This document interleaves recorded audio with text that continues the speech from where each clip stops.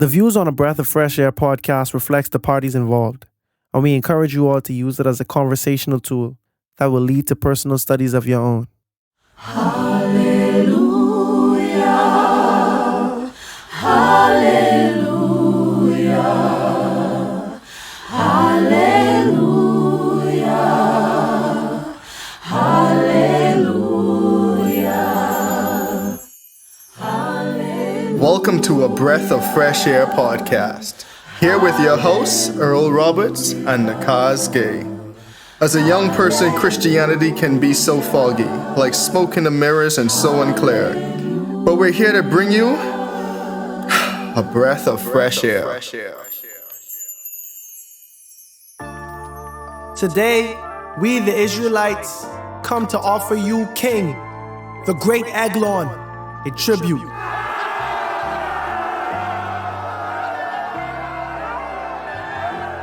You have defeated your enemies, and you have been a great ruler for 18 years. To which we say, long live the king!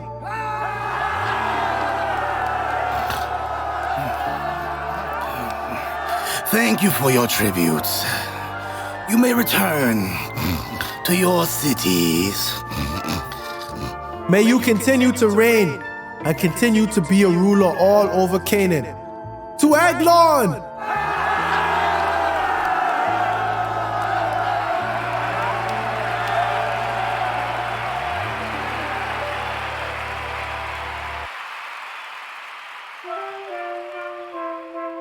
Servant, get me more wine. Yes, Your Majesty. Your wish is my command.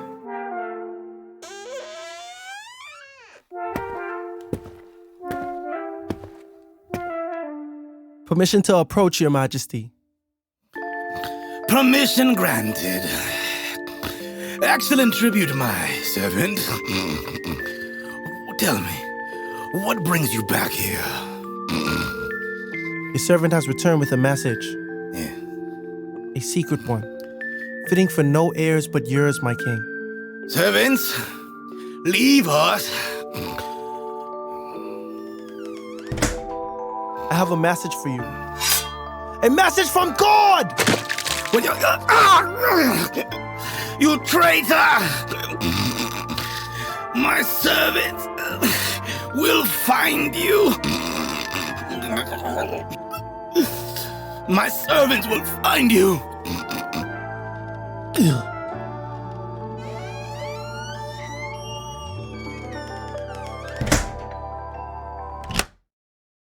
Hey, have you seen the king? Yes, he should be in his quarters. The doors are locked though. Oh, when that happens, that just means he's relieving himself. Relieving himself? I mean, I think it's been a while. It usually doesn't take this long. I guess we'll wait a while. Yeah, we wouldn't want to barge in on him. That'll be our heads. Hey, something's gotta be up now. It's been like 3 hours and we still haven't heard from the king. It has to be more than relieving himself. Yeah, we should definitely go inside and check on him. Yeah, let's pry these doors open. Come on, give me something from over there. Just a little bit more. We got it. Hey, King. You in there? You okay? He's dead. Othniel, Ehud, and Shamgar. What do these names have in common? Not only are they all biblical characters, but they are the names of the first 3 judges that we have on record for. In this episode, we will focus on Judges chapter 3, and we will also delve deeper into the cycles that the Israelites found themselves in. As always, be blessed and enjoy.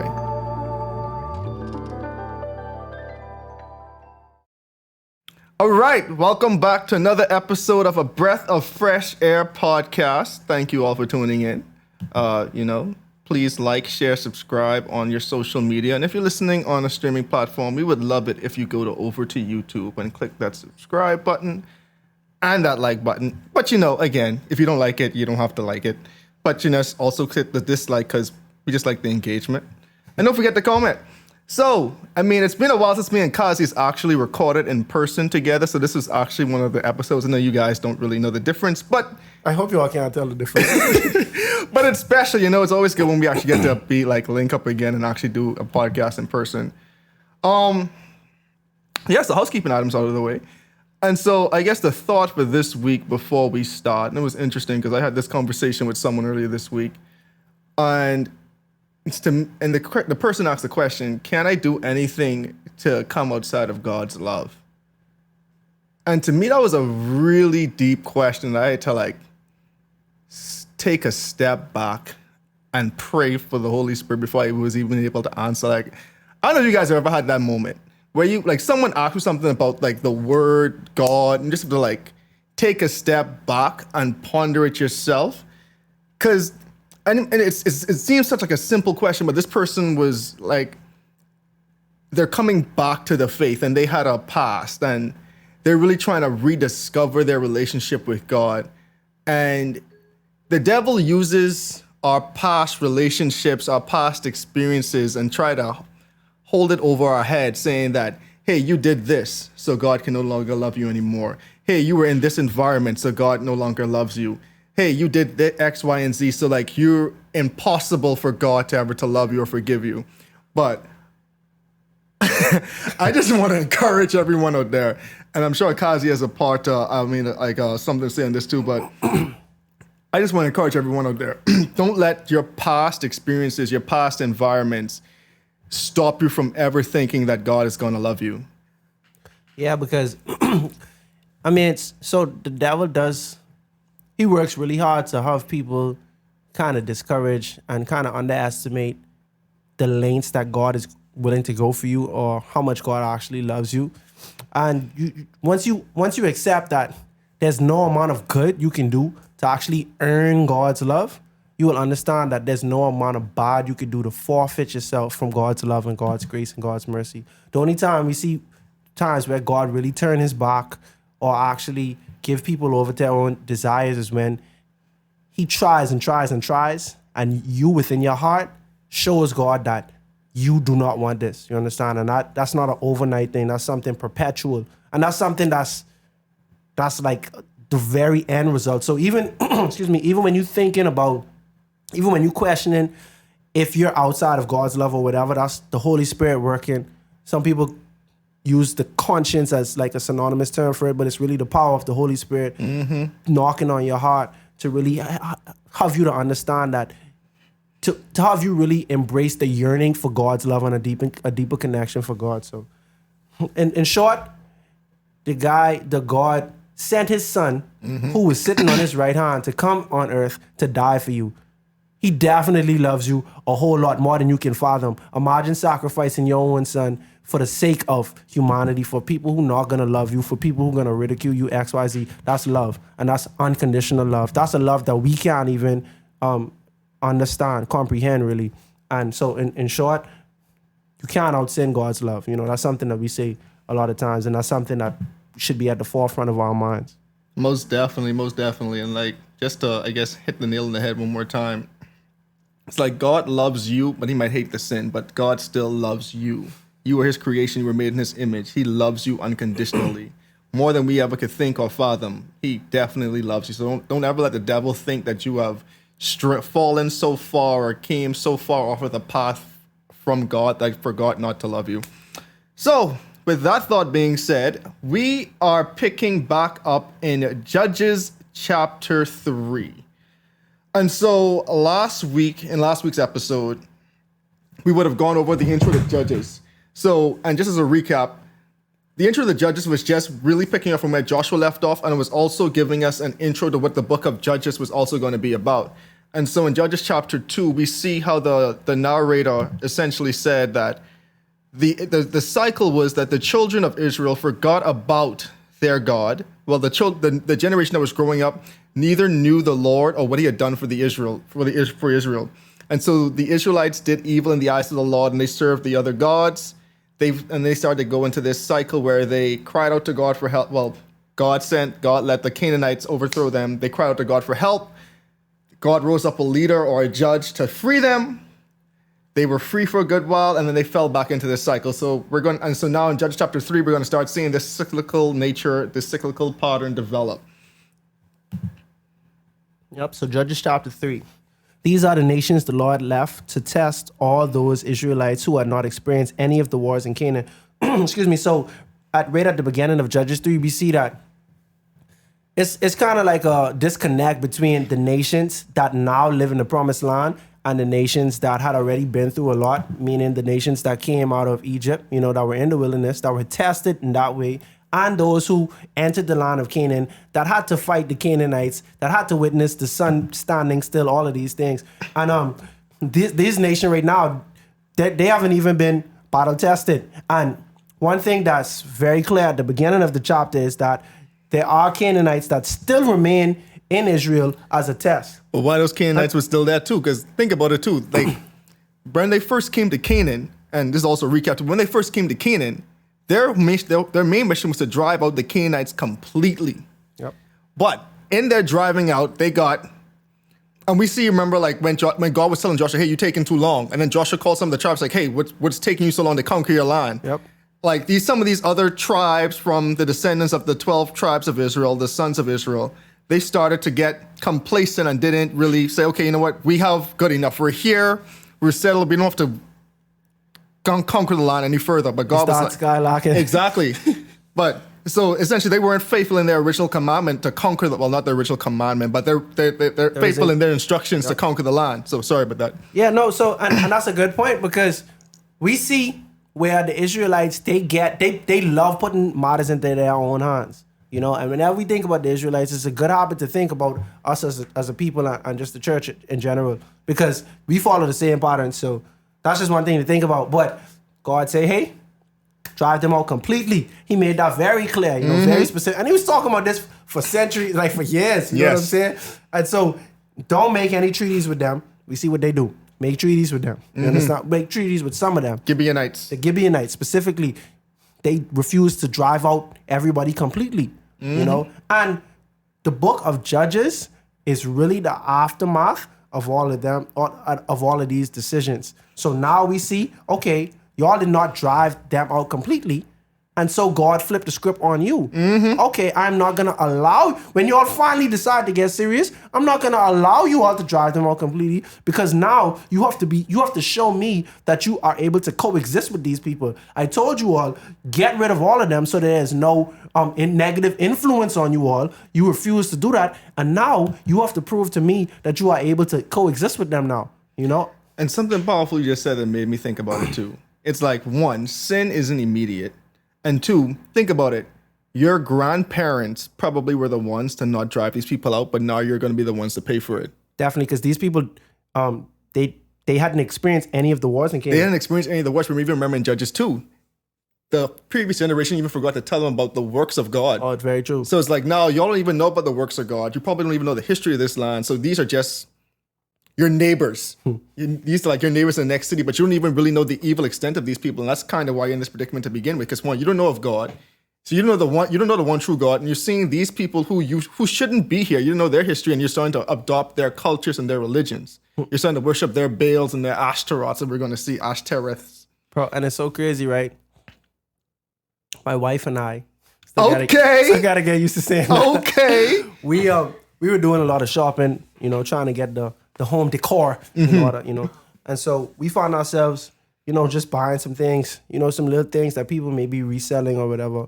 And we came across this nice piece of furniture that we really like, and nice price and everything. But the lady's page, it was filled with quote unquote artifacts. And she called it decor. Bro, if you look at these things, these are definitely idols. 100% idols. 1000% idols, bro. Like, you can't get past this, that these are idols. And it's like, we know that in today's society as decor. You remember where we used to live? Yeah, they had all kind of Buddhas. All type of Buddha stuff, bro. Like, you can't even just be chilling in peace without passing them things. You know what I mean? And so it's branded as decor, right? And I just want to paint a picture, bro. We might be looking at it like, oh, they won't drive out the Canaanites. These evil people, they won't drive out the Canaanites. The Canaanites might have been putting these idols up as decor. And it's okay, because like, even when we get to that, I want to point it out. I think it's later on, but one of the things they have, one of their idols, is just like a wooden post, a decorative wooden post. The That's Ashtoreth. their pole, yeah. Yeah, the pole. It's like I Googled. I was like, I Googled it too. I I'm was like, this a just a pole, like Just a regular pole with a with a head head on, with a head on like top. a tiki. Yeah, exactly. I was like, wow. Anyway, side note. Because they spoke about these Ashtoreth poles many times up until this point, and then I'm like, okay, God is very upset that you guys did not destroy these Ashtoreth poles when you Exactly. see him. I'm like, what is this? And I'm like, oh, okay, this is like a decorative thing of Ashtoreth, or if I'm pronouncing it correctly, the idol that you all worship. And so my thing is this, right? Yeah, my bot. My thing is this. These people have a very perverse religion, right? They might be chill, bro. They might be so cool. This is a the Israelites now, they grew up in a town in different parts of the land of Canaan that had Canaanites sprinkled around there, right? So it's like we co-inhabitants of this land, but it don't mean that we enemies. Like the only thing might be separating us is religion. Right now we live in a world where, bro, you cannot speak against someone's religion. Personally, I don't want someone to speak against mine, although I feel like our religion is the most attacked religion of all, bro. Yeah, that's Christianity. That's how I personally feel. I feel like Muslims take a lot of flack because of people associate Muslims, like ignorant people associate Muslim stuff with terrorism and stuff like that. Different story for a different time. But at the end of the day, you speak against someone's religion, bro, you're infringing on their right. You infringing on their freedom to have of religious, whatever. And if I try to put myself in the Bible, in biblical shoes, bro, all the time, dog. We know about the sick practices that they was doing, but it was in the name of religion. And stuff people is do today, where I want to criticize, but they'd say, yo, that's someone's religion, bro. It's like you can't even talk about it, right? But at the end of the day, these people could have been so chill, And I'm not saying the Israelites had a right to mingle, but I'm just trying to say it doesn't look the way we always thinking about it, right? Because it's like evil, right? I'll just be honest with you. Pornography, that is evil, bro. Bro. Somebody said pornography was demonic when I was in college.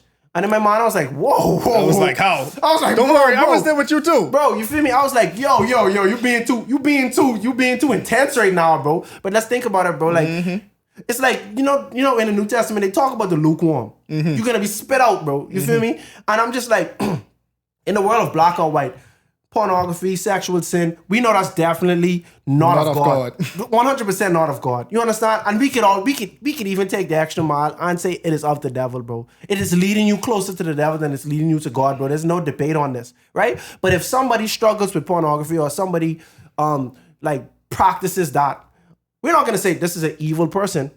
Exactly. God will say that act is evil. You understand what I'm saying? And depending on their heart, God can say whether they are evil or not. You understand what I'm saying? And so here we have the Israel, and I'm just trying to humanize the Israelites right now so that we can understand why it was so easy for them to continue to be in a slippery slope with them, and how even in today's society we need to think about it the same way. If somebody is really stern on their beliefs, and their beliefs is anti-Christ and anti-Jesus and anti-God, that person is toxic. We use the word toxic all the time, and sometimes toxic might just be a word you just say for someone who has fun or someone who is reckless and stuff. This is not good for you. This is something that is going to lead to death. You understand? These type of behaviors. This is true toxicity. Like, it ain't the trendy buzzword that people use all the time. These are things that is going to lead you to death. It's parasitic, And so, with all that being said, the Israelites now live in a town where it's perverse religion. And because of their perverse religious acts, they are led to do ungodly things.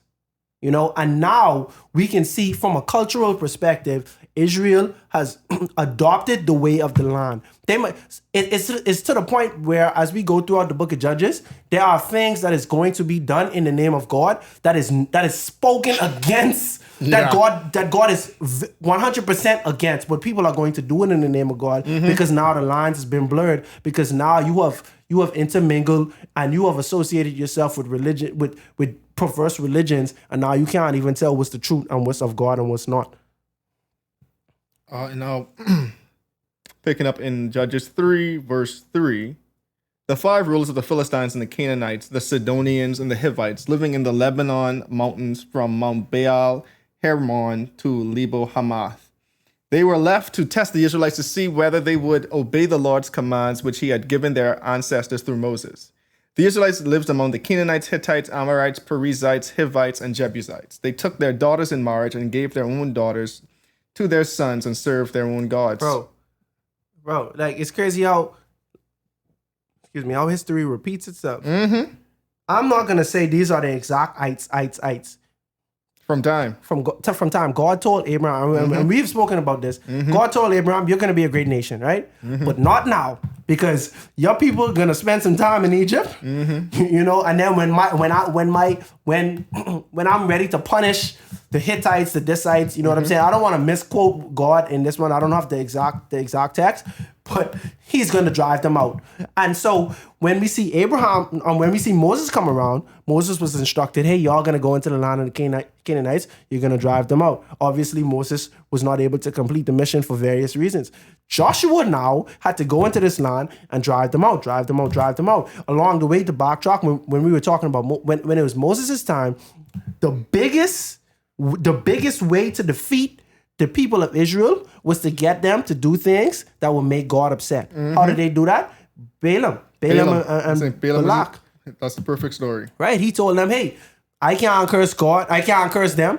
You know, God is on their side. They will not lose. The only way we can defeat them is if we get God to curse them. How will we do that? Well, intermarry and get the Israelites to worship your false gods, to prostitute themselves for your gods. This is history, bro. And this is all written.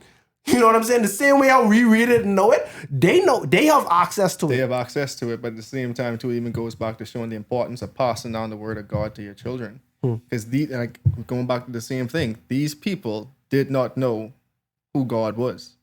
They lost the connection with God. They lost the stories of the works of God. Granted, it's still accessible. I'm sure some of the elders still knew it, but as a societal whole, they lost that connection with God. Now you're seeing them; they're falling back into the same traps that if they had known the history, they might have been less likely to fall back into it. Yep.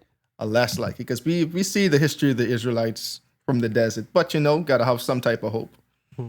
In verse 7, the Israelites did evil in the eyes of the Lord. They forgot the Lord their God. See, they forgot God again, and they served the Baals and Asheroths.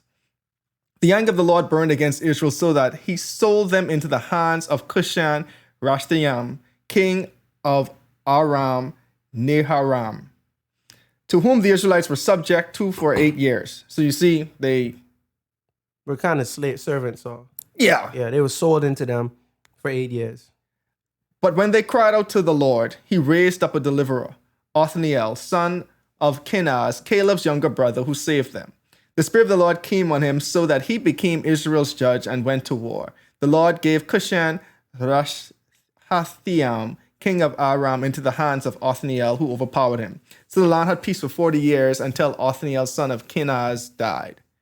And so this is the same Othniel that we mentioned about like in 2 episodes back to back. This is Caleb's younger brother who was with Caleb, who from the tribe of Judah, who helped conquer the land. And then Caleb gave Othniel Caleb's daughter. Yeah, this is Caleb's nephew. This was the son of his younger brother, Yeah. Kenaz, yeah. And so, and he married his daughter, like we said.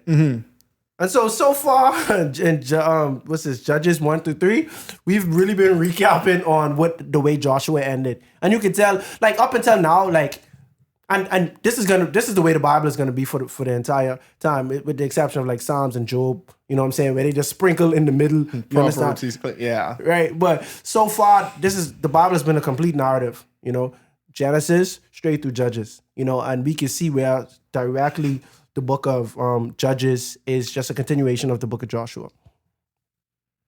And but it also says how this is a generation directly under the people of Joshua, because we still have Kenaz who was around during who was around during Caleb. We know Caleb and Joshua, they was probably around the same age group because they they were in the younger generation who didn't die in Egypt or whatever. So this would have been the generation right beneath them who had already forgotten God. That's crazy. So we see 3 generations of Israelites. The first one was with Moses. They was very ungrateful. Granted, they were freed slaves, You know, they had a lot of unlearning to do, and they just didn't want to tense their heart. They didn't want to like be molded by God. All right, cool. The second generation, the Joshua, they had a little rough start, but then they get on it quick. You know, what's it called? The Battle of Jericho. You know, blah blah blah blah blah. They was on it for the most part. You know what I'm saying? But the third generation, the thing that the second generation failed to do was to really train and instill certain values into the third generation. And so now we have. Because that second generation did so good relatively. Because I remember, like, even when they made that promise to Joshua, when Joshua was like, "Yo, y'all gonna serve God," and it was like, "Yo, we will." Joshua was like, "Are y'all serious?" And it was like, "No, we will serve God." And even the Bible said, "Yeah, like that generation, they serve God for sure." And this, but they just failed in passing along that belief and them stories and the works and wonders of God to their children and their grandchildren. I see. My thing is this, right? We know how Jesus operates. Free will. I am going to teach you. I am going to convict you. I am going to have prophets and stuff come and tell you directly what's going on. I'm going to talk to you in dreams. You know, this Jesus and God. I'm talking about in the Holy Spirit. But the devil is very forceful. You know what I'm saying? So if you leave, and of course, none of us are perfect, but whatever little gap or loophole you leave open for the devil, he's going to attack that. So the thing was, the second generation, they followed God and they followed the words of Joshua as, you know, as God instructed them. But what they didn't do was they weren't diligent in removing the Canaanites. And as a result, yeah, that was their little downfall. That was their downfall. So the rough patch, what I was mentioning earlier, we had a Khan that was one bad apple. You understand what I'm saying? They get rid of him quick. You know. Yeah. Then from there, the only thing really was they didn't drive out the Canaanites. And it was to their downfall because God was like, all right, y'all don't drive out the Canaanites. Now I'm going to use them against you. Yeah, this is your test. And this is when we start off the podcast, we did a good job of emphasizing that there's always a test. Yep. We all, like, whether we know it or not, a lot of times we might be going through something difficult and we might be complaining and grumbling. I tell the story. I tired of telling the story about me. You understand? I was complaining. You feel me? But at the end of the day, if that was a test, which it probably was, I know I failed it for sure because I spent too much time complaining instead of praying, instead of being thankful. You know what I'm saying? And and we can see right now where the third generation of Israelites, this is their test. And so right now we see the Canaanites still in there, right? They decide they want to worship idols. So God allowed them to be given over for 8 years. We see Othniel, son of Nakhaz, comes. He's their judge. He's also the leader of their army, I guess. And he, you know, defend them and help them to be freed. So they was good for about 40 years. It's so interesting too, like the Bible, like going back to like just judges in general. So like we're gonna see there were, I forget how much the judges right now, but there were certain judges who got way more shine than others. So like Othniel, he has 11 verses, not 11 verses, he has like, 5 verses mentioned. We get into the second judge, he has like 10, but the judge right after him has like 2 verses. Not even 2, 1. And so like certain judges have more shine than others.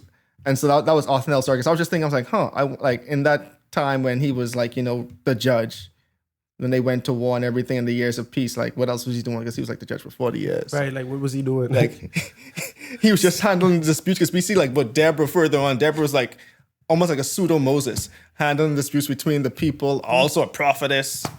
Like Deborah had a, yeah, we have a lot of stuff on Deborah. See, but my thing is this, right? It's a narrative in the book of Judges that the author really wants you to understand. It's an on and off switch. All right, they off. So we send a judge, flip them back on. So now we back on with God. Then after that judge is done, what happened? Yeah, they go right back. They go right back off. So let's look at verse Ehud. 12. Yep. Again, the Israelites did evil in the eyes of the Lord, and because they did this evil, the Lord gave Eglon, king of Moab, power over Israel, getting the Ammonites and Amalekites to join him. Eglon came and attacked Israel and took possession of the city of palms. The Israelites were subject to Eglon, king of Moab, for 18 years. So now we're seeing the servitude time starting to go up. Getting longer. Double. Wait, what was it? 8 last time? It was 8. Oh yeah. So now it's 18. Yeah, plus 10. Yeah. That's a long time. Bro. Think about that's a long time.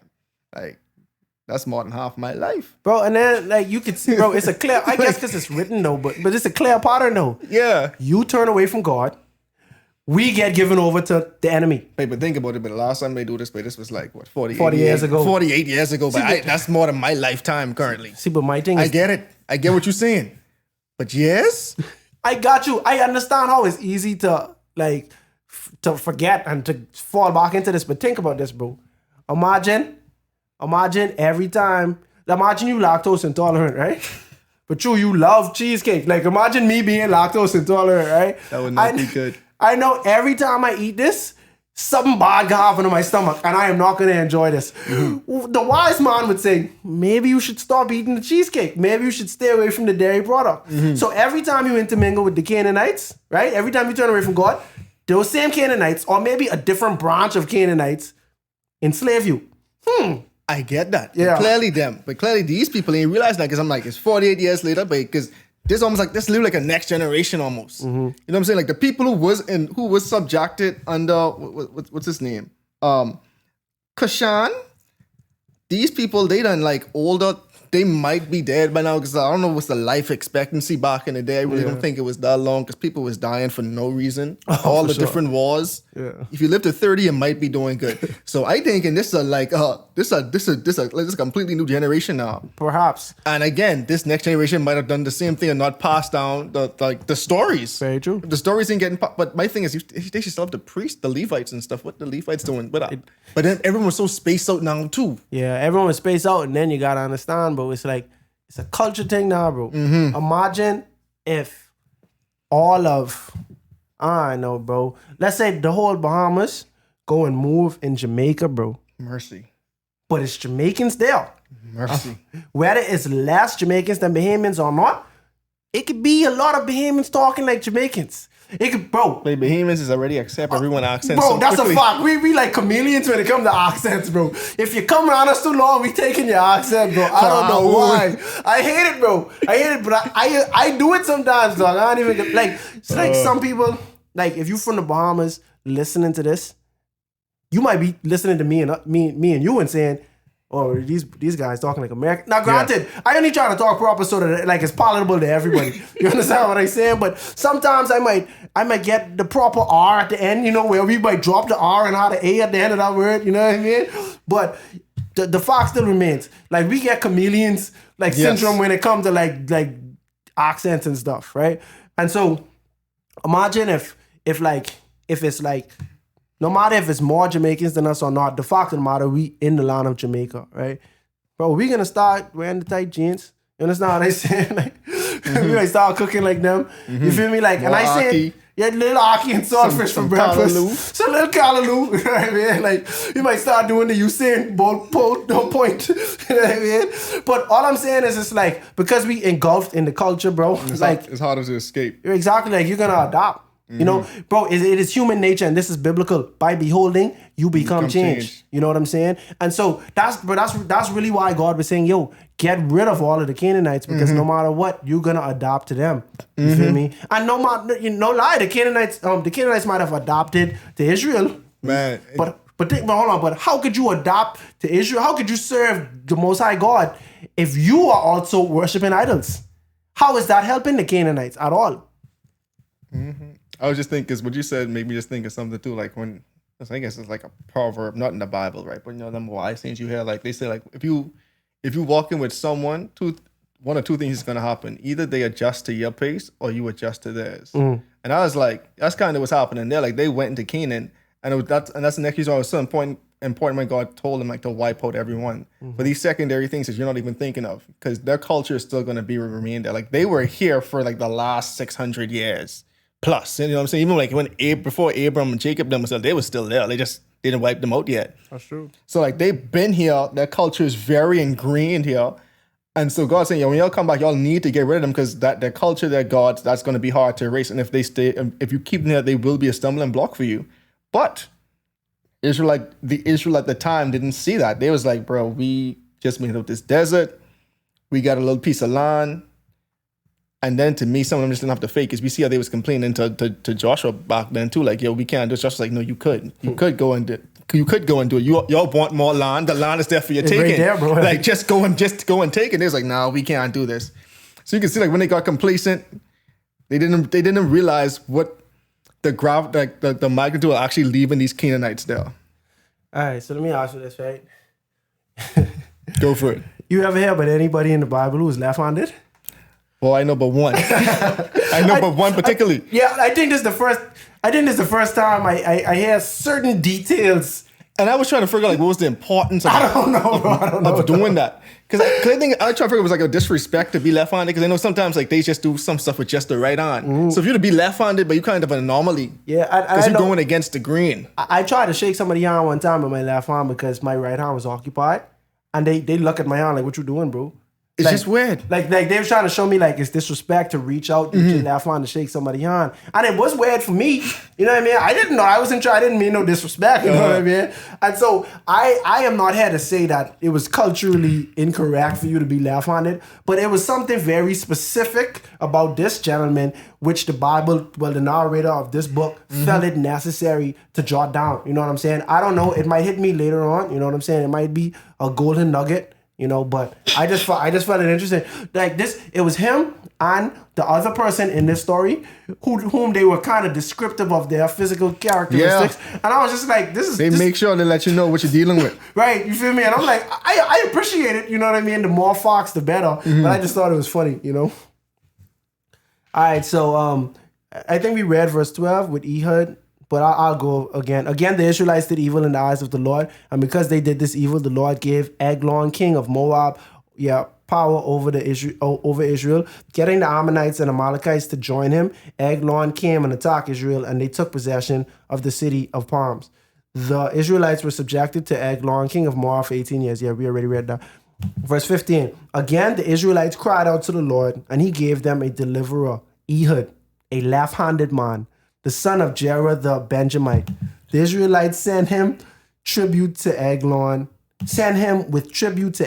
king of Moab. So I just kind of like did a quick research on why it was so important. I guess what the Bible pointed out too, because in Israel back in that time, they if you were left-handed, they almost forced you to become right-handed. Oh, wow. So it was like being left-handed was looked as a physical defect back then. Oh, wow. So now when they saying this left-handed, they showing like this person who had a physical defect by being left-handed and by being resolved in his left-handedness was able to do this stuff. So that's kind of interesting. And they say like this defect was usually with the tribe of Benjamin for whatever reason. Oh, wow. So it's like kind of hereditary, like so almost like go hand in hand. Like he was left-handed and he's from the tribe of Benjamin. So it makes sense. Yeah. But it's actually I feel like they was trying to say this is impressive. Yeah. You know what I mean? That this guy like think I mean I don't know if we're gonna relate it to our day, but because it ain't a defect day, but it's like they saying like this is someone who had a physical defect who was able to do this because there's like this strange. I imagine this to be like, so we know our side of this,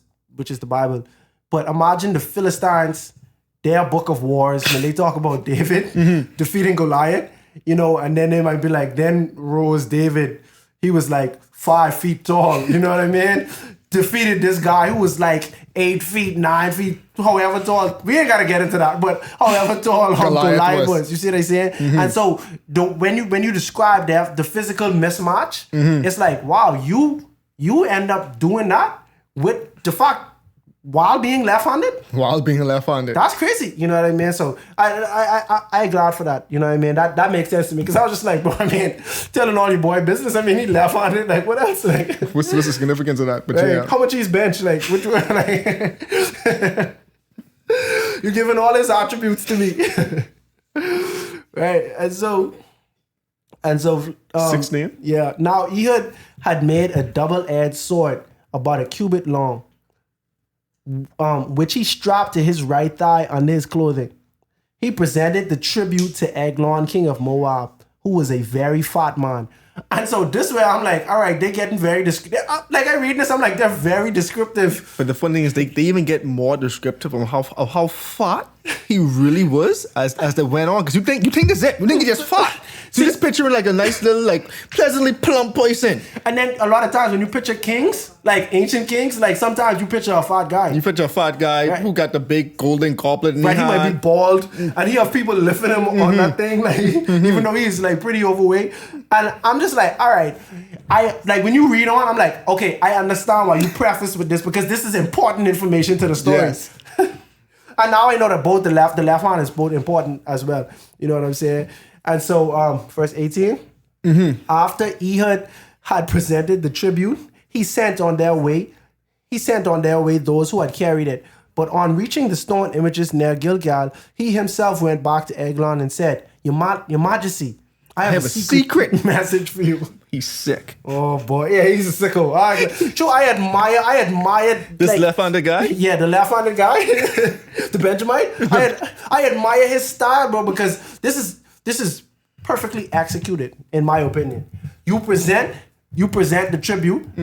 So now his coast clear. You understand? Here, Eglon already sent everybody away. So now you come like, hey, Eglon, I have a secret message for you. You know what I mean? And so you already build a trust with Ehud. So you're like, all right. The king said to his attendants, leave us. And they all left. Ehud then approached him while he was sitting in the upper room of his palace and said, I have a message from God for you. Now, I know at this time, he like, this ain't the message I wanted to hear, bro. No. I know this ain't a good message. As the king rose from his seat, Ehud reached with his left hand, of course, drew the sword from his right thigh and plunged it into the king's belly. Ooh. Even the handle sank in after the blade and his bowels discharged. Ehud did not pull the sword out and the fat closed over it. But like, how fat you gotta be for that to happen? Bro, I try to picture it myself, and I'm just like, because think about it, because like when you going in, right? Okay, let me stop. Oh yeah, like we ain't gotta get too descriptive, but I'm just like, bro, it's like, first of all, we know that this was a lot of pressure put to. You understand? Because this went deep in, but everything just closed around it, bro. Close over it, and you just leave the sword there. What else he gonna do, bro? You wanted him to go in there with it? He might. Anyway, they see I ain't trying to get off, right? But yeah, he probably would have had to dig deep for the sword. It's essentially all I'm trying to say without trying to like make this a joke. You know what I mean? But then the funny part about it, we pick up in verse 23, right? He went on the porch, he shut the doors of the upper room behind and locked them. And after he had gone, the servants came and found the doors of the upper room locked. They said, he must be relieving himself in the inner room of the palace. So they waited to the point of embarrassment. But when he did not open the doors of the room, they took a key and unlocked them. There they saw their lord fall into the floor, dead. How long you think they wait before they realize we should probably go in there and check on it? Probably like 2 hours. Because an hour is reasonable. You understand what I'm saying? You know, relieving himself meaning using the bathroom, right?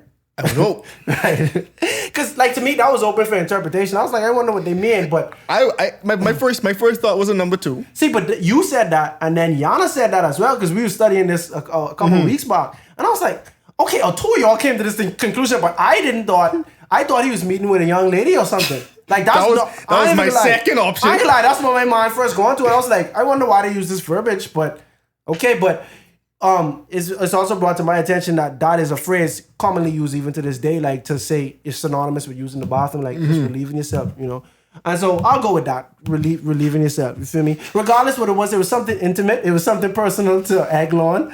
And so this royal subject said, I am not gonna intrude in this moment. But then think about it. A lot of times when you're using the bathroom, like, you know, you like to chill, you like to meditate, whatever you do. You understand what I'm saying? So I feel like, but if it was to the point of embarrassment, I'd put 3 hours on it. My mommy tell me I need to stop saying 3 for the number 3. Hey, your mommy make me laugh for that too, boy. I say, okay, I'll oblige. About 3 hours. your old chap. About 3 hours. But it was to the point of embarrassment. It could have been longer than that. I think under normal circumstances you'd give it about an hour. This ain't even important at this point. And there's like one more thing to point out why the left arm was so important here, because since he was left-handed in this culture, 98% of people are right-handed. So if someone coming to you with their left hand, you don't think of it because you're like, bro, that's the wrong hand. You clearly ain't coming to attack me. So that's the next reason why he even was able to catch the king off guard. Because the king wasn't expecting a left-handed person to be the one to kill him. Right. Because you reaching with your left hand, okay, I guess this is the message you come. I don't know what you want your tie, but that's kind of weird. But you go into your tie for the message, okay. Reaches out, a dagger there. Yeah, because in your mind, if everybody was forced to be right hand, someone coming to you with that left hand, you wouldn't even, you could be confused if anything. You know like, what I mean? Like, what you doing with your... what are you doing? Like, what Why is is he your waiting left for? hand... Why is your left hand working right now? Right? Like, what are you doing, bro? Like, so I don't know. I feel like this was an interesting story, and this was a story that I had never heard outside of reading it for myself. Yeah, it's not a story that gets a lot of shine.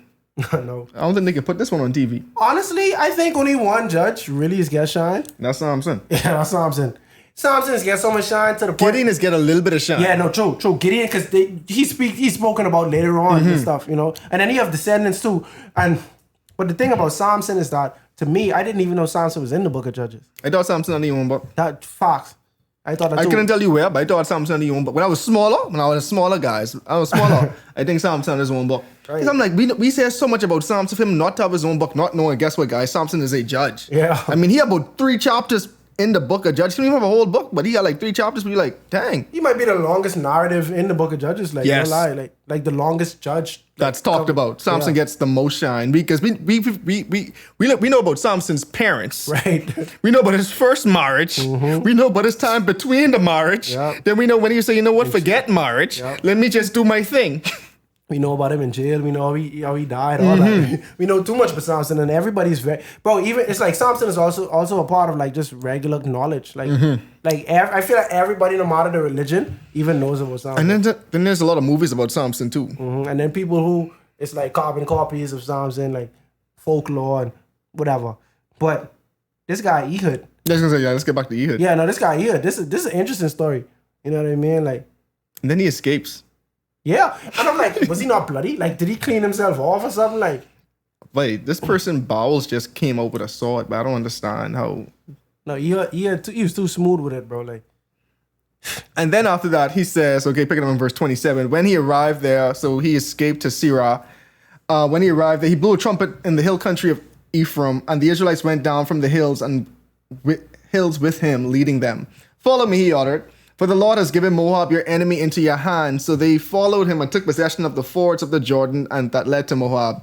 They allowed no one to cross over, and at that time they struck down 10,000 Moabites, all vigorous and strong. Not one escaped. That day, Moab was made subject to Israel, and the land had peace for 80 years this time. but then you notice like the ain't none of these things saying they completely destroyed Moab, and so potentially you got to deal with these people again. Yeah, but I guess, but when you kill 10,000 of them, they ain't messing with you right up and now. Yeah, and they gotta go. I mean, take them 80 years to regroup. That's true. But then you got to think like you killed 10,000 strong men, they sons and then Mad and Wait, this scene Levi and Simeon. true. Levi and Simeon have the heart to go in and kill everybody. Yeah, that's true. No, but I talking about. I only talking, bro. But we know the cycle is going to continue. Oh, for you sure. understand? So they For probably sure. have to deal with Moab again. Is my For sure. thing. And then we see in verse 31, Shamgar, his one line. After Ehud came Shamgar, son of Anath, who struck down 600 Philistines with an ox goad. He too saved Israel. And that's the thing, but like, I don't know if y'all ever watched like an ox pull like a cart that's plowing the field with the little iron spike in the ground. Mm-hmm. That's the ox goad. So he took that and killed 600 people. These judges were resourceful in their weapons. Let's just say that. Yeah, very resourceful. But at the end of the day, the main thing that they had to really, the main objective they really had was to rid Israel of those who was oppressing them. And one thing we could consistently see even in this chapter is you turn away from God. The Lord he takes away his hand of protection from you. And while you suffering, you cry back out to the Lord, and he puts back his hand of protection. He rises up a judge who then, fights on your behalf, and everything is good. And the chapter, the portions usually end with saying something like they serve God for 80 years, but it doesn't say they serve God and they go back into captivity. You understand? When I used to think about how the Israelites ended up in captivity at the beginning, like sometime in Genesis, I used to wonder, man, maybe that was just the devil forcing God's people to be in captive because he knows it's better to keep them in captive. That way they don't make a difference on the world. But it's the opposite. The fact that they did not continue to to follow the ways of God is what led them, is what opened them up to be in captive. You know, and this is something that I think about all the time. It's something that I think about in every civilization that has been persecuted, that has been enslaved, that has just been tortured. You know, I think about what role did God play in all of this, you know? And following the Bible and just seeing the trends that happen, it just shows me that when people turn away from God, or when people blaspheme against God, when people worship idols and then just choose to be rebellious, you open yourself up to this possibility, you know? But it's always a simple answer. Cry out to God for help. We see this all through the book of Judges. They cried out for God, and the Lord reversed all of these curses.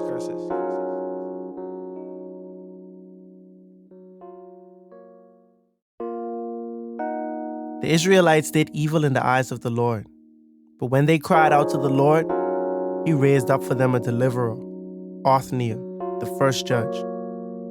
The Israelites lived in peace during Othniel's 40-year reign, but after he died, once again, they did evil in the eyes of the Lord.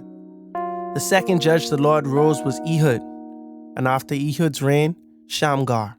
But once again, the Israelites did evil in the eyes of the Lord. The fourth judge, however, was unlike any man that had ruled thus far.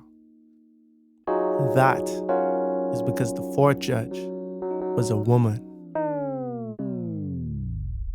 But we'll talk more about Deborah, Barak, and Jael on the next episode of A Breath of Fresh Air.